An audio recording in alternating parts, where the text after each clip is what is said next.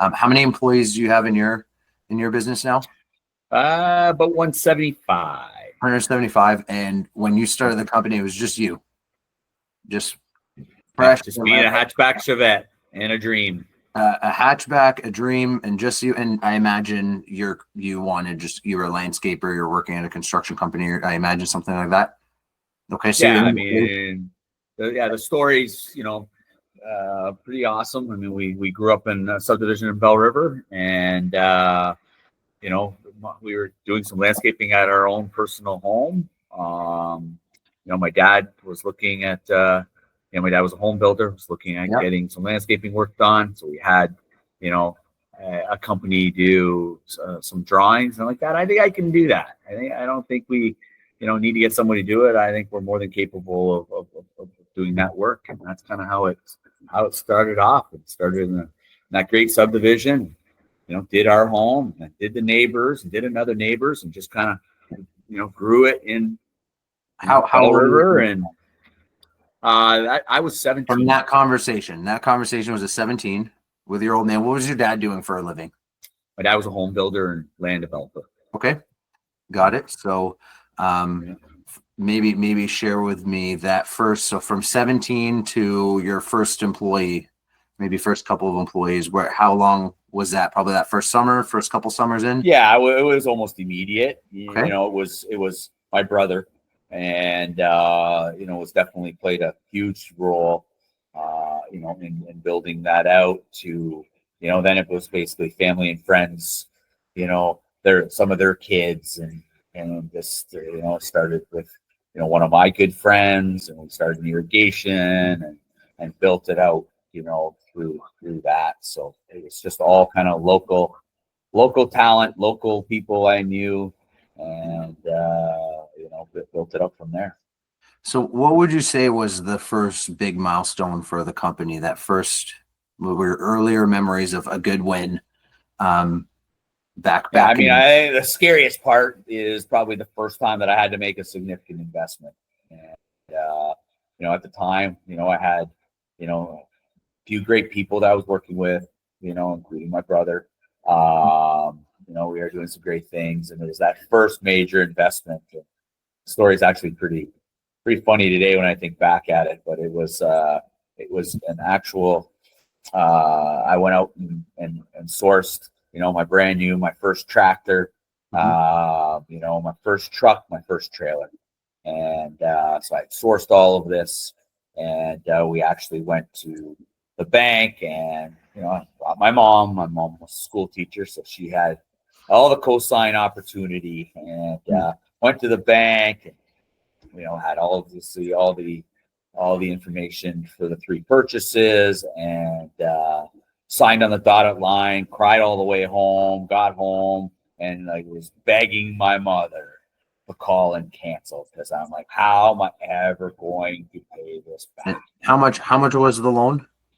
$36,000. Okay, perfect. And 36,000. And how old were you at the time? I was just in first year university, so I was 19 years old. 18, 19 years old. So $36,000 was like the biggest thing in the world for you. You're freaking out. The world is coming to an end. You just bought all this equipment. So okay. Yeah, and it was just the comfort of having, mom involved and my dad, of course. And, it was like, okay, well, we'll cover you if you hit any, any hard times. And, if there's a month that you can't, meet the payment, like everything else, here we are. And that at that time, so you got that equipment. It's still just you, your brother, still very family. No major employees, just you working away, knocking on doors, getting jobs, word of mouth, just working hard. And back, so this would have been what, early 90s? This was in the late 80s. So it would have been. You look so young. That's why I said that. It was late 80s. Okay. I was born in 70, so this would have been late 80s, so 88, 85. In the 80s, what was it like, the word of mouth, how did people discover you? Those first couple of years of, what was that like? What were you doing? Yeah, I Was mean, it trade shows? Was it a simple newspapers? thing. It was lawn signs. You know, like Lawn when I signs? say I actually built it out in Bell River, it kind of started in Bell River and it just, migrated outside of Bell River.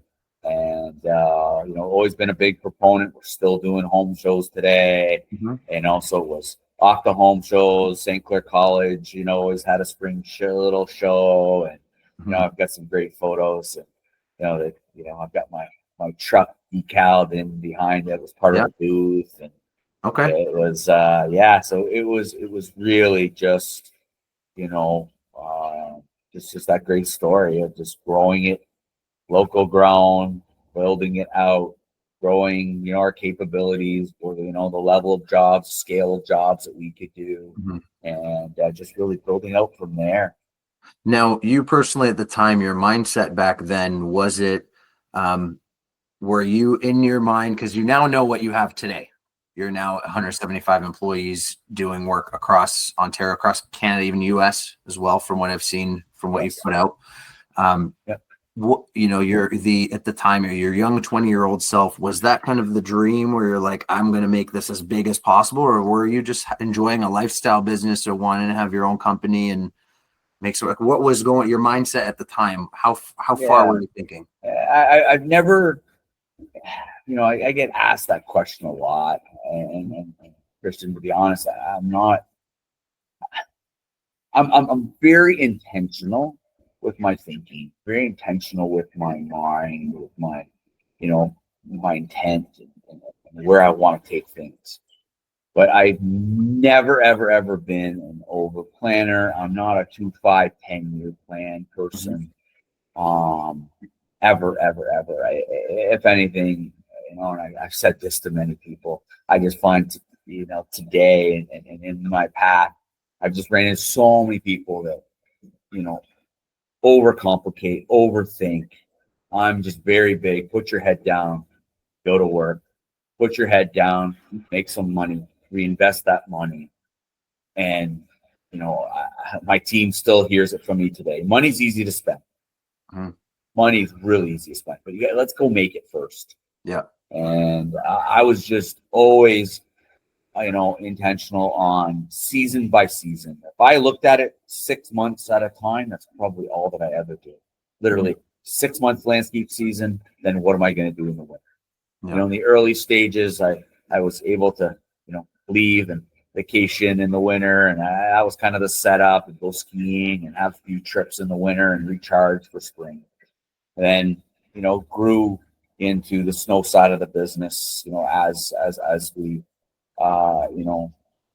moved through the years.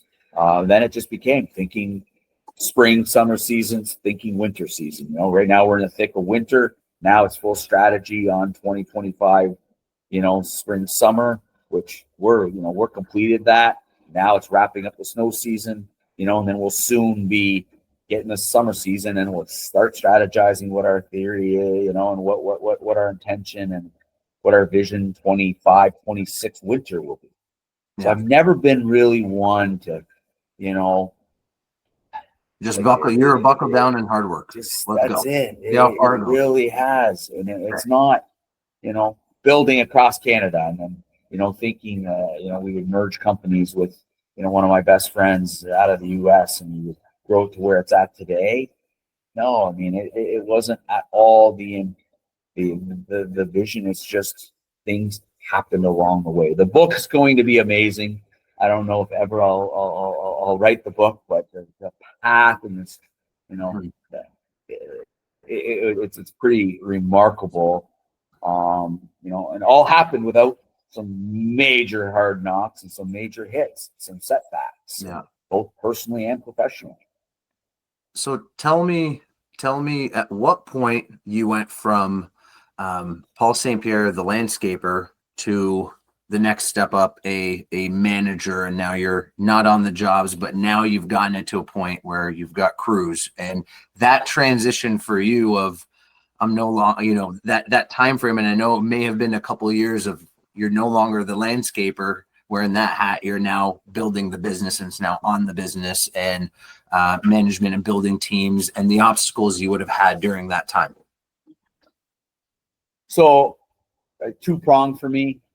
I have a great mentor and friend, Don Lasseline, who was with me for a lot of years. And, you know, he always pushed me hard on, you know, do you want to look through the rear view mirror, which is this big, or do you want to look through the windshield? And he also, you know, bought me a hat back in the day, like a baseball cap, and it said on and in. So on was in the front, in was on the back, and it was that balance of working on and in the business.